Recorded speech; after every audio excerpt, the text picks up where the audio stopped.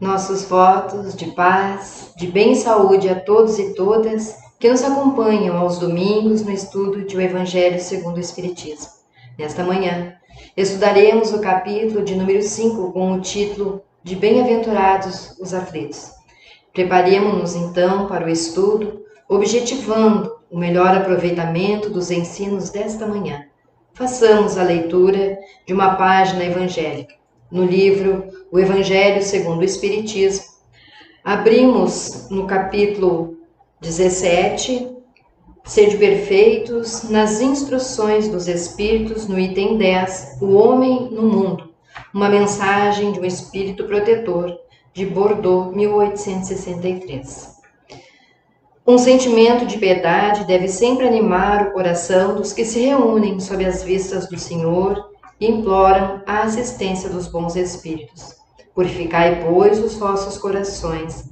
Não consintais que neles demore qualquer pensamento mundano ou fútil. Elevai o vosso espírito àquele por quem chamais, a fim de que, encontrando em vós as necessárias disposições, possam lançar em profusão a semente que é preciso germine em vossas almas e dê frutos de caridade e justiça. Sois chamados a estar em contato com espíritos de naturezas diferentes, de caracteres opostos. Não choqueis a nenhum daqueles com quem estiverdes. Sede joviais, sede ditosos, mas seja a vossa jovialidade a que provém de uma consciência limpa, seja a vossa aventura do herdeiro do céu, que conta os dias que faltam para entrar na posse de sua herança. A perfeição está toda, como disse o Cristo, na prática da caridade absoluta, mas os deveres da caridade alcançam todas as posições sociais, desde o menor até o maior. Nenhuma caridade teria praticar o homem que vivesse insulado, unicamente no contato com os seus semelhantes. Nas lutas mais árduas é que ele encontra ensejo de praticá-la. Aquele, pois, que se isola, priva-se voluntariamente do mais poderoso meio de aperfeiçoar-se, não tendo de pensar senão em si. Sua vida é de um egoísta. Não imagineis, portanto, que para viverdes em comunicação constante conosco, para viverdes sob as vistas do Senhor, seja preciso vos siliceis e cobrais de cinzas. Não, ainda uma vez vos dizemos, ditosos, sede segundo as necessidades da humanidade, mas que jamais, na vossa felicidade, entre um pensamento ou um ato que o possa ofender, ou fazer-se velho o semblante dos que vos amam e dirigem. Deus é amor, e aqueles que amam santamente, Ele os abençoa. Façamos então a nossa prece. Senhor, Pai de toda a criação, Tu que és infinita bondade, misericórdia e justiça, apiada-te de nós, filhos rebeldes e imperfeitos, que saibamos aproveitar os ensinos que nos envias através desta doutrina consoladora, identificando em nossos corações e mentes nossa real condição e estabelecendo assim, na identificação de nossas mazelas, a mudança necessária para o progresso espiritual. Que através da mensagem de Jesus, nosso modelo e guia, edifiquemos uma sociedade mais justa e mais fraterna, amando-nos conforme o ensino do Mestre amado. Pedimos também que ampare nosso irmão de boa vontade para que suas palavras encontrem eco em nossos corações. Com a permissão dos coordenadores espirituais deste momento, iniciamos nossas atividades. Antes de apresentarmos o palestrante, relembremos os trabalhos ofertados de forma virtual pela Sociedade Espírita Allan Kardec. Aos domingos, às 10 horas, o estudo de Evangelho segundo o Espiritismo. Terças-feiras, às 18h45, sessão de preces e irradiações. Nas sextas-feiras, às 19h30, palestras doutrinárias. E nos meses de janeiro e fevereiro, a evangelização nas férias, coordenado pelo Departamento de Infância e Juventude e publicado todos os domingos nas páginas do Facebook e Instagram. Agora então, passemos à apresentação de nosso palestrante desta manhã, que trabalhará, como já dissemos, o capítulo 5, Bem-aventurados os aflitos.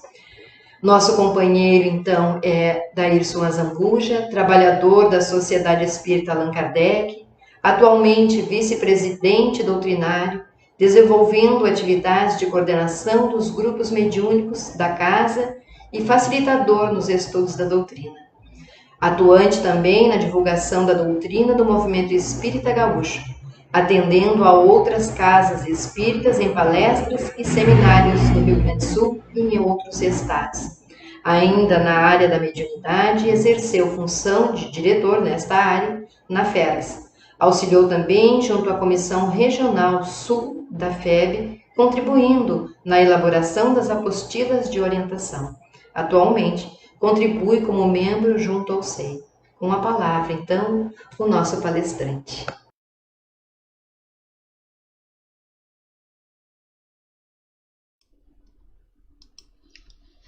Olá, sejam todos bem-vindos a este momento de estudo.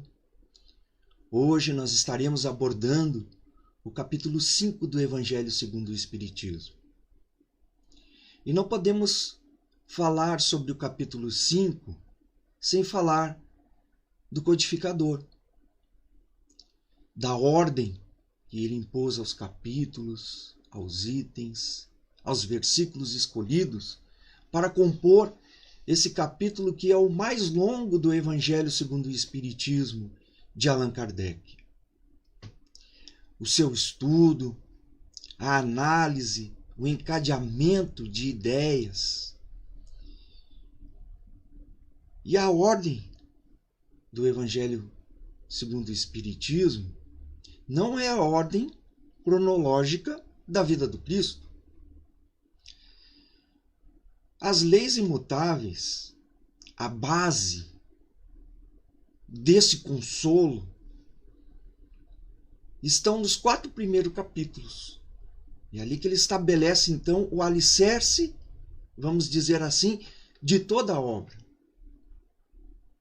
E falamos que não tem a ordem cronológica da vida do Cristo, porque no primeiro capítulo, intitulado Não Vim Destruir a Lei, esta orientação, esta informação, esta conversa foi dada aos discípulos no último dia da conversa com os apóstolos. Porém, o codificador o colocou como o primeiro capítulo no Evangelho, em que Jesus, então, coloca que ele não vem destruir o que já estava de alguma maneira construído, mas, porém, aprofundar, dar um sentido mais espiritual. E vamos encontrar em muitas passagens da Bíblia e também do Evangelho segundo o Espiritismo, em muitas ocorrências, inicia a lição dizendo: aprendestes o que foi dito aos antigos. Eu, porém, vos digo. Mas não era no sentido de destruir a lei.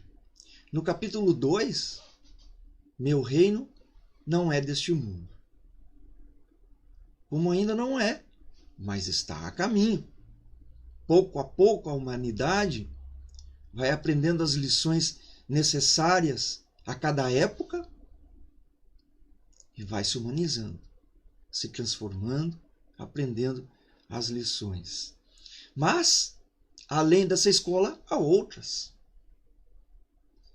E não aprenderemos tudo o que o universo pode nos ensinar somente nesta escola abençoada que é a Terra. Por isso que há outras escolas, há outras faculdades, há outras instituições de ensinos, há outros mundos. Que é o capítulo 3. Há muitas moradas na casa de meu Pai. E no capítulo 4, então ali nós temos os alicerces da reencarnação. Ninguém poderá ver o reino de Deus se não nascer de novo. Ninguém poderá participar de todas as lições que o mundo, que a nossa escola comporta, se não se inscrever de novo, se não renascer de novo, se não reencarnar para aproveitar os ensinamentos que aquela escola comporta e, em consequência, ir galgando também as outras oportunidades de aprendizado e de ensino. E assim chegamos ao capítulo 5, composto de vários versículos. E vejam bem, o quanto aqui nós podemos identificar a dialética, a inteligência, a responsabilidade do codificador, porque a primeira bem-aventurança não é os aflitos. A primeira bem-aventurança são os pobres de espírito. Mas Kardec pega, dado a sua importância, depois de estabelecidas as bases das leis imutáveis, para todos nós cumprirmos, então ele traz o capítulo 5, bem-aventurados os aflitos. Então, aí nós podemos ver a importância deste capítulo para o Evangelho segundo o Espiritismo. É também, além de ser o capítulo mais longo, que tem o maior número de mensagens espirituais. 13 mensagens no total, íncitas nesse capítulo. E depois, das bem-aventuranças dos aflitos, que somos todos nós, guardadas as proporções, traz o Cristo Consolador, no capítulo 6. E só depois, ou seja, estabeleceu as bases do capítulo 1 ao 4, no capítulo 5, a importância de se falar aos aflitos, na sequência o capítulo 6, o consolo, o Cristo Consolador, e só depois então ele retoma as bem-aventuranças. Então, se hoje, de alguma maneira, nós estamos aflitos, nós temos o Cristo Consolador. Então, bem-aventurados os aflitos. Bem, o oposto do mal. Já está no caminho. Aventurados, ventura. Ventura nós vamos encontrar nos diversos dicionários, com poucas diferenciações, mas são unânimes em dizer que ventura é destino, o rumo para onde estamos indo, boa sorte, futuro. E aventurado poderia ser traduzido por feliz ao encontrar o seu destino. O destino do bem, o destino do homem no processo de depuração ao longo da sua história. Aqui, sem as bases estabelecidas, nos primeiros 4 capítulos, como a reencarnação, por exemplo, haveria muitas dificuldades para nós entendermos a necessidade de sofrer para sermos felizes, que nós vamos elencar na sequência. Também assim, sem compreender a reencarnação, no capítulo 4, nós seríamos não aventurados, mas desventurados, por não entender a lógica da reencarnação. Bem-aventurados, pois, é meta, futuro, e não necessariamente presente. Então, nós temos ali, no capítulo, bem-aventurados os que choram, pois que serão consolados. Bem-aventurados os famintos e sequiosos de justiça, pois que serão saciados. Bem-aventurados os que sofrem perseguição pela justiça, pois que é deles o reino dos céus. Então, as bem-aventuranças são considerados por sábios, pelas grandes almas que já passaram pela Terra, o maior tratado de virtudes já estabelecido no planeta. Antes do Espiritismo, ficaria aquela lacuna. E alguns trechos, como bem-aventurados os aflitos, porque serão consolados, fica sem sentido.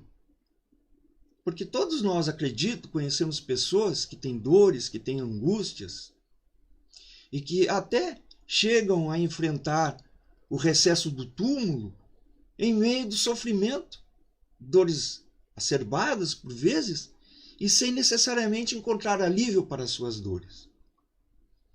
Não era possível que essa mensagem se aplicasse a alguns seres humanos e a outros não. Ou que alguns precisassem sofrer para encontrar a felicidade após a morte. Sem a lógica da reencarnação, isso seria praticamente impossível de se entender. Porque enquanto uns passam por essa aflição, às vezes do nascimento até a morte, ou seja, a vida toda, outros viveriam a vida com relativa tranquilidade. E se considerarmos a existência de uma única reencarnação, mesmo que com a existência do céu, do conforto após a morte do corpo, restaria essa dúvida. Por que alguns são aquinhoados com maior cota de felicidade, ou desgraça, ou tristeza, do que os outros? Ora, a fé no futuro pode consolar e dar paciência, mas não explica a diferença entre os sofrimentos de uns e de outros. E, portanto, não esclarece o modo de ação da justiça de Deus. Com o Espiritismo, com o advento do Espiritismo, então, é que se pode compreender o verdadeiro significado dessa mensagem traduzida pelo Cristo, assim como de muitos aspectos da vida que antes nós poderíamos considerar inexplicáveis. E, como bem explicado na obra, o Evangelho segundo o Espiritismo, no capítulo 5, desde que se admita a existência de Deus, ninguém o pode conceber sem o infinito das perfeições.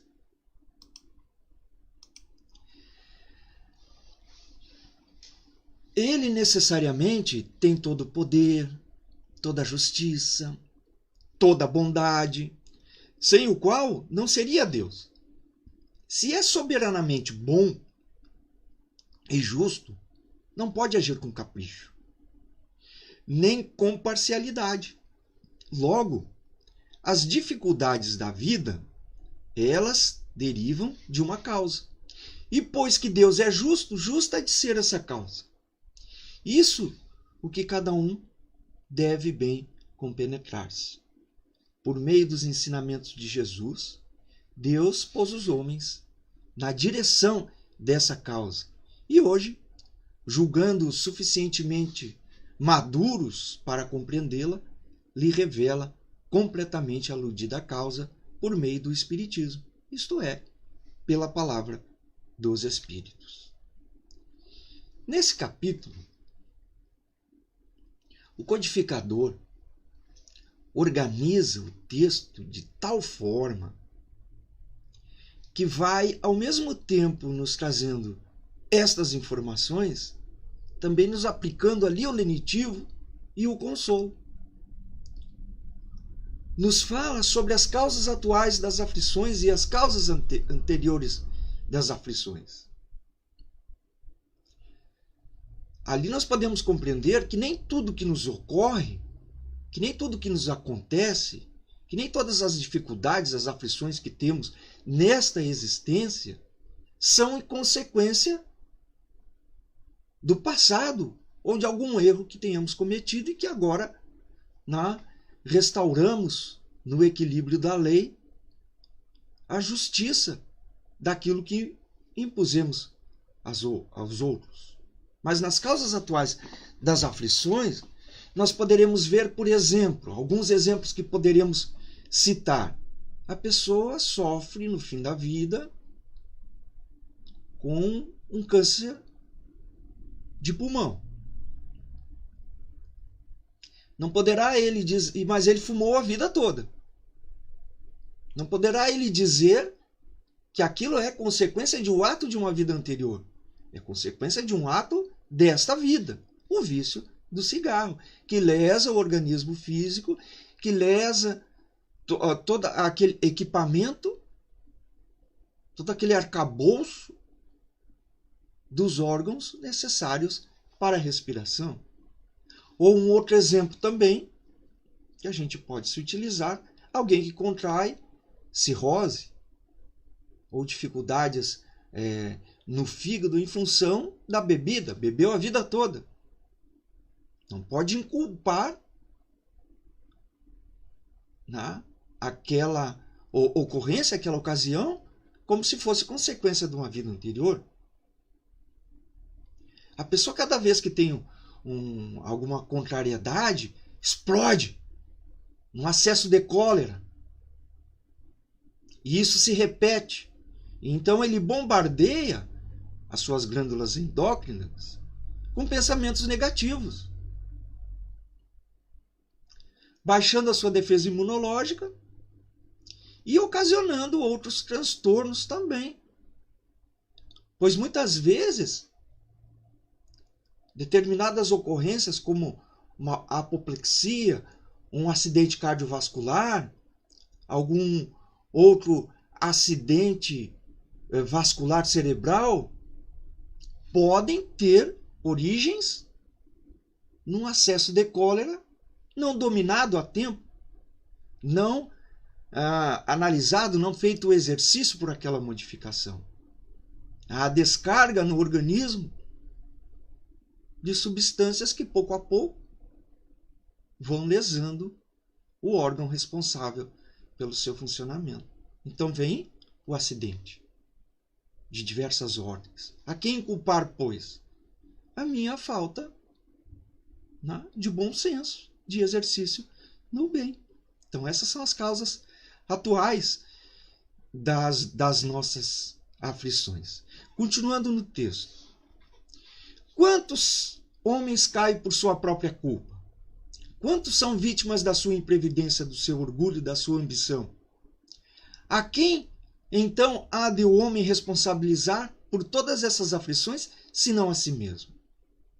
O homem é, pois, em grande número de casos, o causador dos seus próprios males. Mas, em vez de reconhecê-lo, acha mais simples, menos humilhante para sua vaidade, acusar a sorte, a providência, a má fortuna, a má estrela, ao passo que a má estrela é apenas a sua incúria e a sua imprevidência.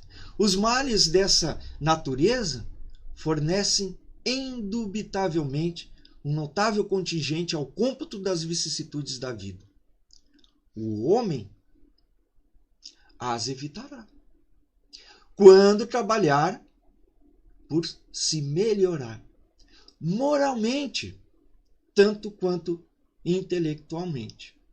Quando entendermos a importância de modificarmos o nosso comportamento e fazermos esforços, exercícios para modificar tudo isso, as consequências também dessas causas atuais, das aflições, cessarão e deixarão de ter o seu efeito. É certo que não podemos mudar o que já fizemos nesta existência, mas podemos, com o entendimento do Evangelho segundo o Espiritismo, por exemplo, do capítulo 5, dos 4 primeiros capítulos que estabelecem a base, aprofundarmos esses estudos, na medida em que vamos entendendo tudo isso, vamos modificando também as consequências dos nossos atos. Por outro lado, entre as causas anteriores das aflições, Kardec cita aqueles males que parecem atingir o homem como por fatalidade. Como, por exemplo, os flagelos naturais, as enfermidades de nascença, os acidentes imprevisíveis, os reveses da fortuna, que acontecem apesar de suas vítimas terem tomado todas as precauções aconselhadas pela prudência. Todavia, o codificador aqui traz o axioma que todo efeito tem uma causa. Tudo tem um porquê. É a ordem da sucessão das ocorrências e das nossas existências também. Então, de acordo com esse axioma de que todo efeito tem uma causa, se a causa não está nesta existência, há que estar numa existência anterior. Continuando no texto. Tais misérias são efeitos que hão de ter uma causa, e desde que se admita um Deus justo, esta causa também há de ser justa.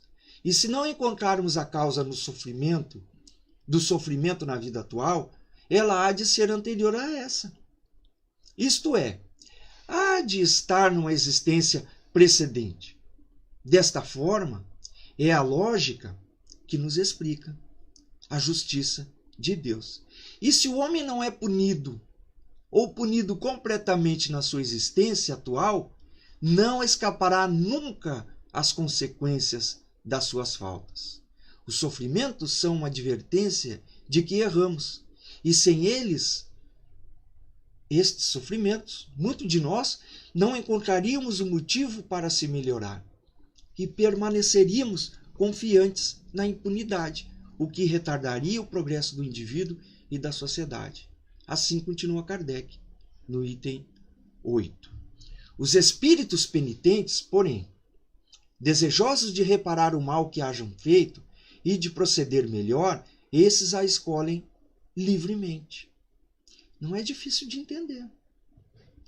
Quando vamos aprofundando nas lições de Jesus e as lições que a doutrina espírita nos proporciona, nós vamos, por exemplo, compreendendo melhor as coisas que nos acontecem e também a nossa própria incúria. Nós poderíamos dizer que ainda erramos, mas que ninguém se modifica do dia para a noite. Não é porque lemos a obra, assistimos uma palestra, participamos de um grupo de estudo que pronto, já somos bons, já não temos nenhuma imperfeição, já não temos nenhum defeito. Todos nós a temos, visto estarmos reencarnados num mundo ainda de provas e expiações, passando por um processo para um mundo de regeneração, mas ainda um mundo de provas e expiações. É porque ainda não somos bons.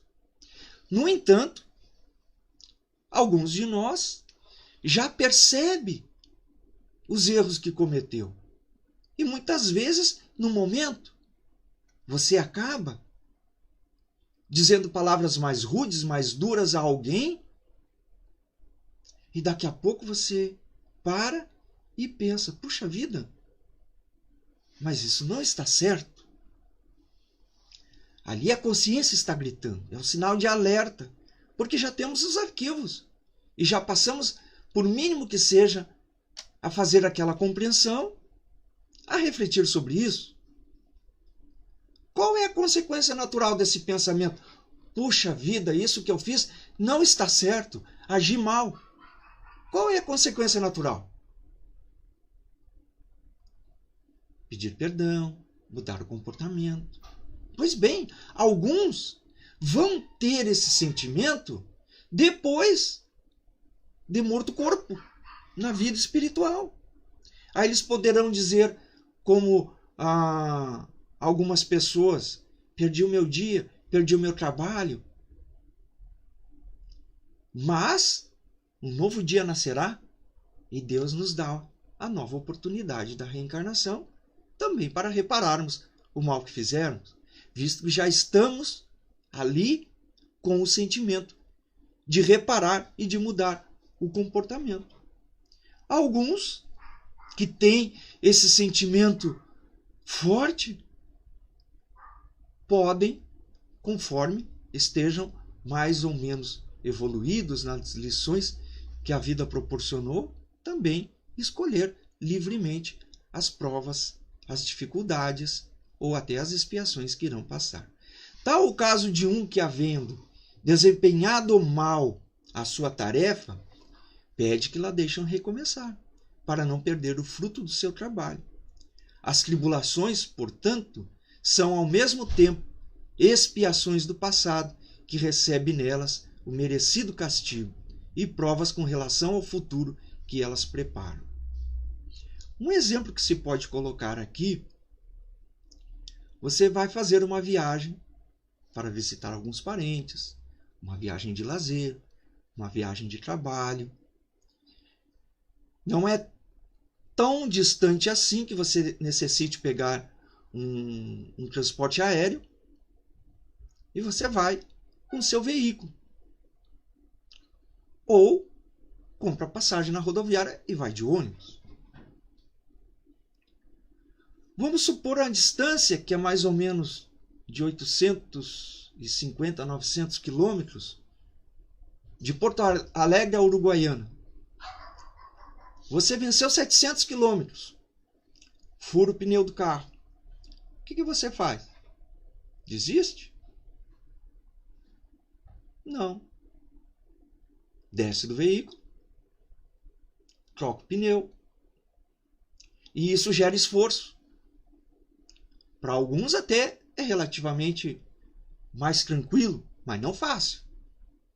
Se o parafuso estiver apertado, você vai ter que fazer um esforço grande em algumas circunstâncias. Vai demorar o quê? Meia hora? 20 minutos? Meia hora? 40 minutos? Resolvido a causa da sua parada, a necessidade de você trocar o pneu, você segue viagem até o seu destino. Se for com ônibus é a mesma coisa. Não é você que vai trocar, mas vai ficar parado, esperando, aguardando. Claro, o exemplo não é assim, né, tão significativo, mas nos ajuda também a ter uma pálida ideia, né, dessa questão que a gente não está avançando, mas depois de reparado, né, não nos dá uma alegria. Troquei o pneu, agora vou continuar a viagem, vou chegar no meu destino. Então, bem-aventurado eu sou naquele momento. Então, eles compreendem que, havendo desempenhado mal a sua tarefa, pedem que lá deixe recomeçar para não perder o fruto do seu trabalho.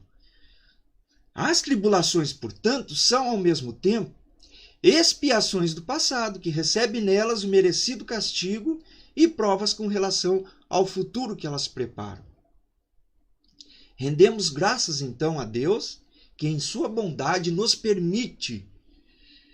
No texto está assim: Deus, que em sua bondade faculta ao homem reparar os seus erros e não o condena irrevogavelmente por uma primeira falta.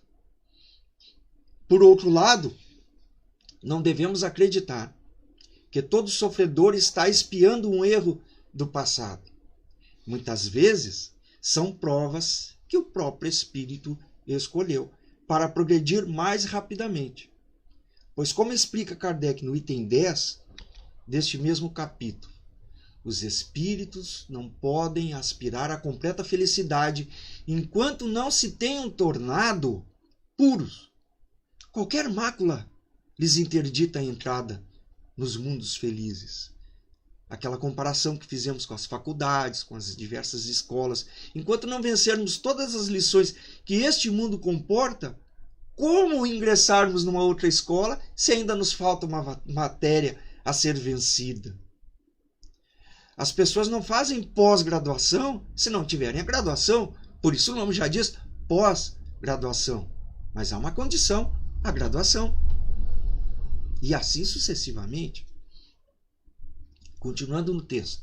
São como os passageiros de um navio onde há pestosos, aos quais se veda o acesso à cidade a que aportem até que se haja expurgado daquilo que ele ali traz consigo. Para quê? Para que não infecte os habitantes daquela cidade. Continuando no texto. Mediante as diversas existências corpóreas, é que os espíritos se vão expungindo pouco a pouco de suas imperfeições. As provações da vida os fazem adiantar-se quando bem suportadas. Como expiações, elas apagam as faltas e purificam. São o remédio que limpa as chagas e cura o doente. Quanto mais grave é o mal, tanto mais enérgico deve ser o remédio. Aquele, pois, que muito sofre deve reconhecer que muito tinha a expiar e deve regozijar-se à ideia da sua próxima cura. Dele depende, pela resignação, tornar proveitoso o seu sofrimento e não lhe estragar o fruto com as suas impaciências, visto que, do contrário, terá de recomeçar. Algumas pessoas relatam, algumas pessoas que já tomaram a vacina para o Covid, que algumas pessoas dizem que ela é dolorida. Outras dizem, não, é uma picada, uma injeção normal.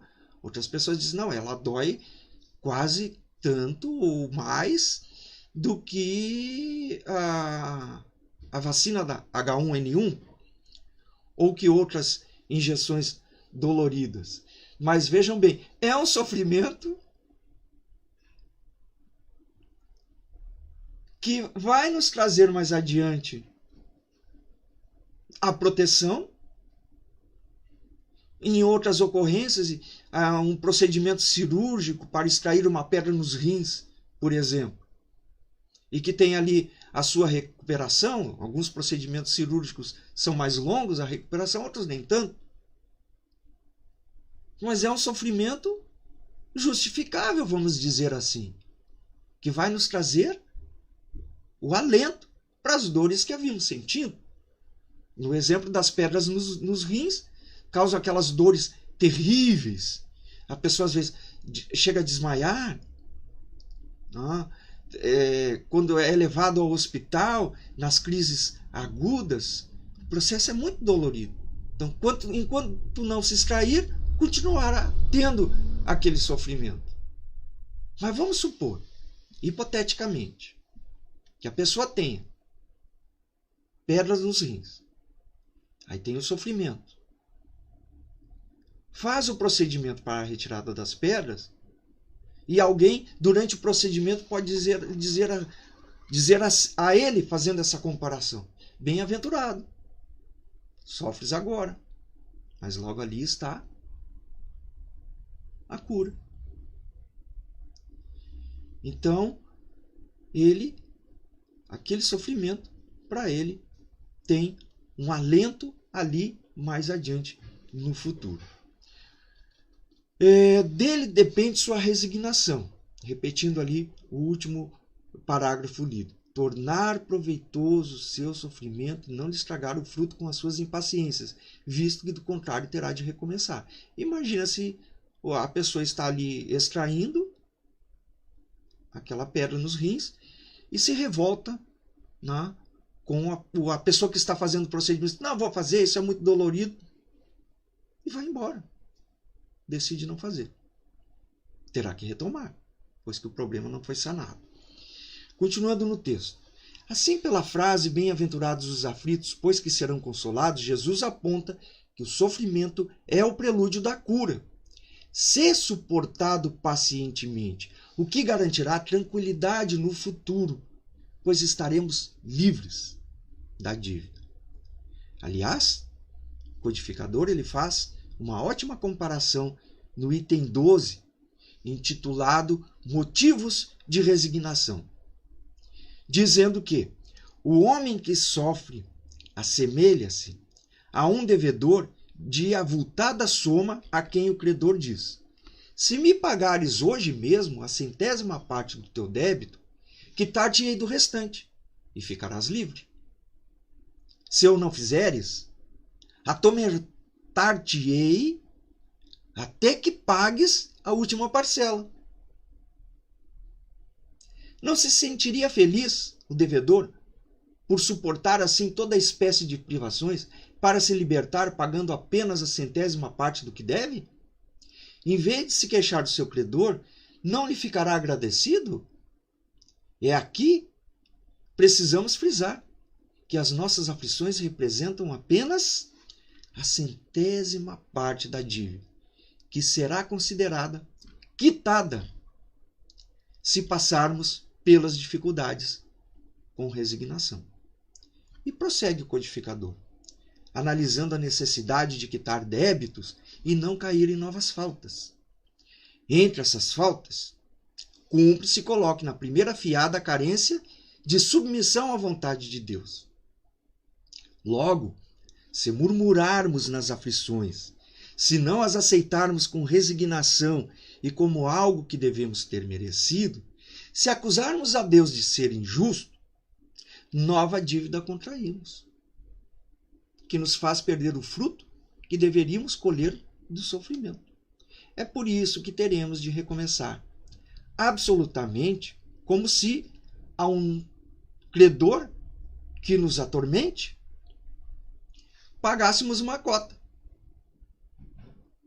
e, ao mesmo tempo, tomássemos outra por empréstimo. Eu te devo 10 mil. Vou te pagar 3 mil. Você me empresta 4? Então eu não me quito nunca. Estarei sempre envolvido com aquela dívida. Continuando no texto. Uma vez compreendida a justiça divina, torna-se muito mais fácil passar pela aflição com fé no futuro, resignação e bom ânimo, superando em paz as aflições. E para isto,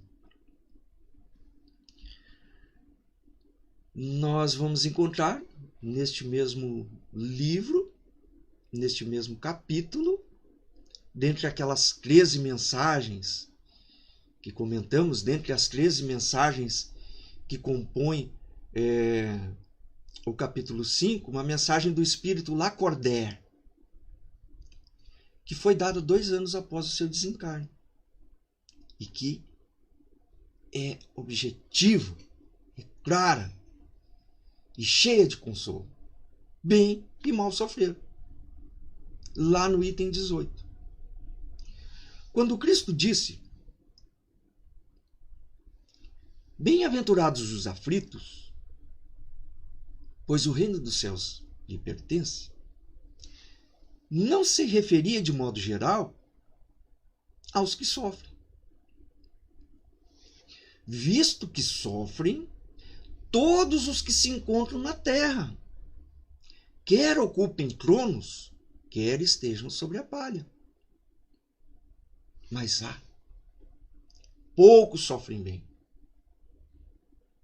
Poucos compreendem que somente as provas bem suportadas podem conduzi-los ao reino de Deus.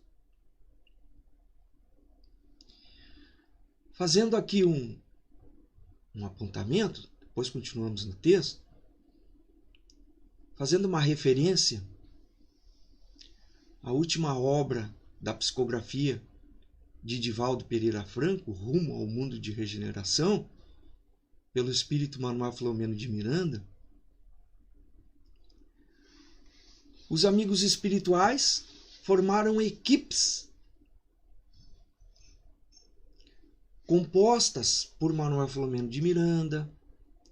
Uma grande surpresa neste livro, um espírito que faz parte dessa equipe, Francisco Spinelli, que foi gaúcho, chegou a ser presidente da Federação Espírita do Rio Grande do Sul, que compôs também o Pacto Áureo.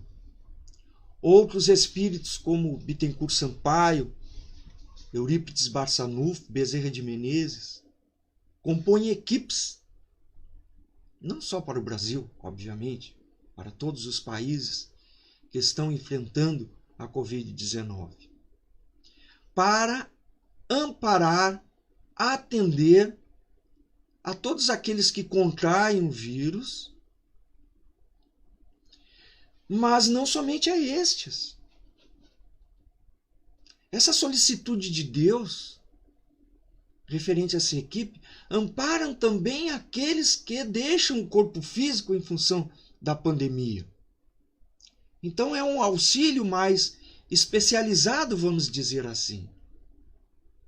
Porque são equipes que fizeram treinamentos, que se prepararam e que estão atuando entre aqueles que têm sintomas mais graves, como aqueles outros que ainda não, aumentando as suas defesas imunológicas, mas também em relação àqueles que estão desencarnando na pandemia. E alguns destes desencarnam muito mal, porque não toleram, não aceitam que tenham deixado o corpo físico daquela maneira. Então há a revolta. Ou seja, aqui o texto nos esclarece. Sofreram, passaram pelo sofrimento, que poderia de alguma maneira ser libertador, visto que a nossa verdadeira vida não é aqui. Nós não somos este corpo. E voltamos à parte espiritual e nos sentimos ali revoltados porque de como aconteceu as questões. Estaremos bem? Não. Não. Pois que, se por um lado resgatamos algum débito, ou talvez no mundo espiritual, antes de renascermos, tenhamos solicitado, como nós vimos ali nos itens anteriores, para passar pelo processo, para nos libertar de alguma coisa do passado, escolhemos aquela ocorrência, ou estamos resgatando alguma situação também nesse sentido, mas aí a gente paga por um lado, se endivida por outro, porque nos revoltamos. E o sentimento de revolta dificulta a ação dos bons espíritos que não conseguem se aproximar e nos dizer a exemplo: tudo vai ficar bem agora. Você cumpriu sua finalidade. Descanse. Vamos orar, agradecer neste momento a Deus a oportunidade do corpo que nos permite as lições necessárias e o consolo. Então, os bons espíritos não encontram um acesso, um caminho. E aquele está lá, revoltado, volta para casa, né? Se revolta contra o governo, acha milhares de justificativas para tentar, de alguma maneira, desculpar o processo pelo que passou, sendo que a matriz do processo está nele mesmo.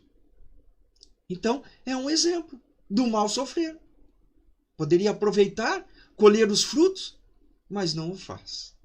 Se endivida pela revolta que apresenta em relação a tudo isso e o próprio desânimo. Continuando no texto agora. O desânimo é uma falta. Do item 18, bem e mal sofrer, mensagem de Lacordaire. O desânimo é uma falta. E Deus vos recusa consolações, desde que vos falte coragem. A prece é um apoio para a alma. Contudo, não basta. É preciso tenha por base uma fé viva na bondade de Deus. Ele muitas vezes já vos disse que não coloca fardos pesados em ombros fracos. O fardo é proporcional às forças. Como a recompensa o será a resignação e a coragem. Mas se não há resignação e se não há a coragem do enfrentamento, como haverá a proporcionalidade dessa recompensa? E a própria prece, nós sabemos que para que a prece atinja o seu objetivo, para que ela tenha verticalidade, é preciso orar com unção, com fé, com fervor, com confiança. Ora, se em vez de na prece eu dizer obrigado, meu Deus, pela oportunidade que me ofereceste, eu digo assim, mas justo comigo, com tantos outros aí que poderiam passar por processo, foi acontecer comigo, meu Deus. Qual das duas orações serão, digamos assim, darão oportunidade a que os espíritos envolvam aquela pessoa e o possam ajudar mais efetivamente? Então também tem aí, né, a maneira de orar. Como nós oramos?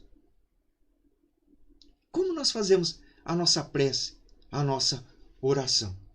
Continuando aqui no texto. Mais opulenta será a recompensa do que penosa aflição. Cumpre, porém, merecê-la. E é para isso que a vida se apresenta cheia de tribulações. Bem-aventurados os aflitos, pode então traduzir-se assim. Bem-aventurados os que têm ocasião de provar a sua fé, a sua firmeza, a sua perseverança e a sua submissão à vontade de Deus. Porque terão então centuplicadas a alegria que lhes falta na terra, porque depois do labor virá o repouso. E nós podemos também aqui nos utilizar da obra Seja Feliz Hoje, de Joana de Ângeles, psicografia de Divaldo Pereira Franco, que se intitula, que tem esse título Seja Feliz Hoje, e que tem por base também no Livro dos Espíritos, na questão 614, quando nós encontramos a lei natural, que é a lei de Deus, e que é a única e verdadeira para a felicidade do homem. E que nessa questão, nós vamos encontrar que o homem só será infeliz quando se afastar dela. Porque essa lei indica o que ele deve fazer ou deixar de fazer. E o homem, então, se torna infeliz quando se afasta dela. Obviamente, se fala assim da felicidade relativa a que o nosso mundo comporta, não a felicidade completa. Então, no acontecimento, no capítulo 1 dessa obra Seja Feliz Hoje, Joana de Ângeles nos fala sobre os acontecimentos imprevistos, nos dizendo que a Terra é a abençoada escola que nos faculta progresso intelectual e moral.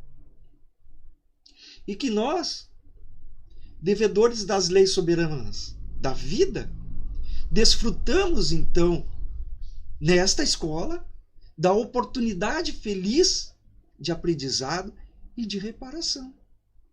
Nesse sentido, o sofrimento é benfeitor. Por quê? Porque faculta e proporciona a visão correta para o comportamento libertador.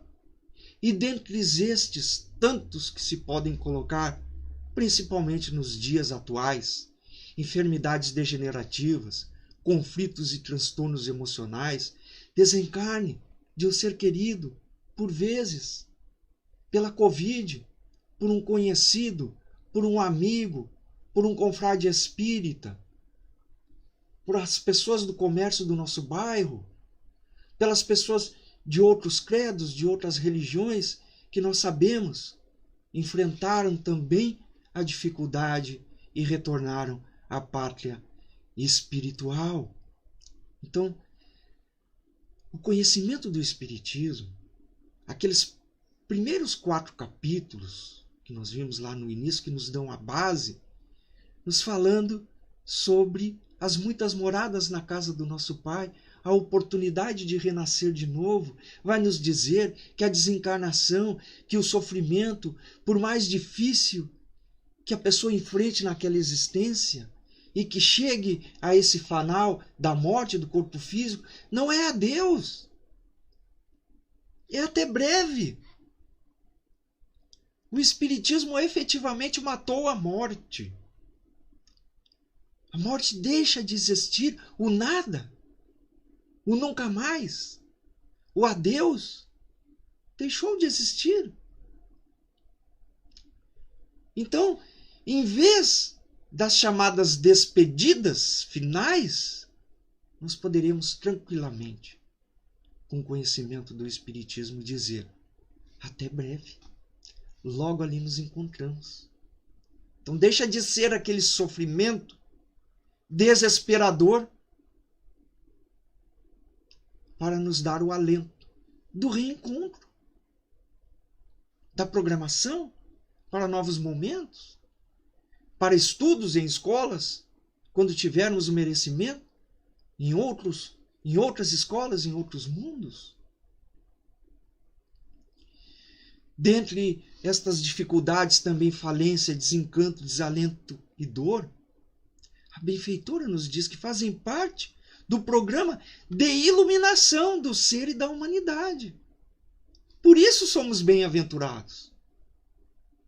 Bem-aventurados ou somos por termos ocasião de compreender, de entender, de conhecer nesta reencarnação o Espiritismo e não mais ter um sofrimento desgastante, limitador, um sofrimento muito difícil. Mas a oportunidade de, mesmo em sofrimento, com a compreensão que o Espiritismo nos faculta, entendermos o porquê do processo e com fé, confiança e fervor seguirmos a nossa jornada. Também nos ajuda a combater o egoísmo e o orgulho que todos nós temos, guardadas as devidas proporções, obviamente, e a própria dor. Ainda no livro Seja Feliz Hoje, Joana de Ângeles nos diz que a dor se apresenta e ela espera ser bem recebida. Nos ajuda no exercício do desapego, fortalece em nós a coragem, ampliando a fé na direção do futuro. Mas quando ela se apresenta, espera ser bem recebida. Por que espera ser bem recebida? Porque nós combinamos, porque nós programamos, porque nós sabíamos que em algum momento ela viria, em função da reparação ou do resgate de faltas do passado. Então foi um acerto. É como se nós fôssemos ali na loja, contraíssemos algo que necessitamos, um fogão, um micro-ondas, uma geladeira, e combinamos pagar em 10 prestações. No entanto, todo o dia do mês, dali 30, 60, 90, sucessivamente, os dias combinados, nós precisamos pagar aquela dívida. Quando pagamos, nos quitamos. Vamos supor que o caixa da loja, ali na hipótese de irmos até a loja e pagarmos, o que agora não é aconselhável nesse momento da pandemia, a gente faz os pagamentos virtuais, mas no momento presencial, vamos até a loja, pagamos, ele diz assim: bem-aventurado, meu amigo. Mas como assim, bem-aventurado? Estou aqui, um dinheiro suado do mês, que vai me fazer falta, talvez para uma alimentação, para alguma outra coisa, e você me diz que é bem-aventurado. Bem-aventurado porque você está quitando uma dívida, um débito. Quando pagar todas as prestações, está completamente quite daquele débito, daquele compromisso que firmou. Também podemos fazer essa analogia. E é importante que possamos cuidar, mesmo na aflição e na dificuldade, de ter o pensamento, a vivência saudável. O nosso pensamento exerce poderosa e essencial contribuição para a existência humana.